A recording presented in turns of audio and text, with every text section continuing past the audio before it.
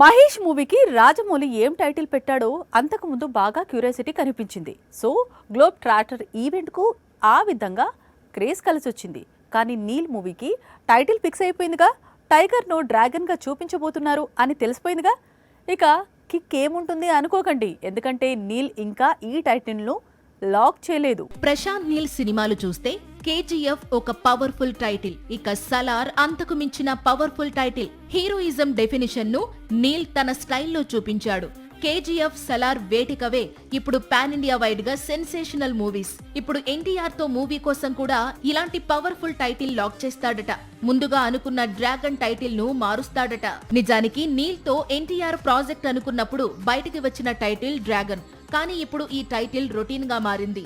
అందుకే నీల్ మరో powerful title ను మూవీ కోసం వెతుకుతున్నాడట. వన్స్ ఫిక్స్ అయితే మాత్రం మంచి ముహూర్తం చూసి గ్లోబ్ ట్రాటర్ లాంటి ఈవెంట్ పెట్టి టైటిల్ రివీల్ చేస్తాడట. సాక్షి టీవీ ప్రసారాలను నిలిపివేయడం చట్టరీత్యా నేరం. సాక్షి టీవీ ప్రసారాల కోసం మీ స్థానిక కేబుల్ ఆపరేటర్ని వెంటనే సంప్రదించండి. డిటిహెచ్లో, ఇంటర్నెట్లో కూడా సాక్షి టీవీ ప్రసారాలను వీక్షించవచ్చు.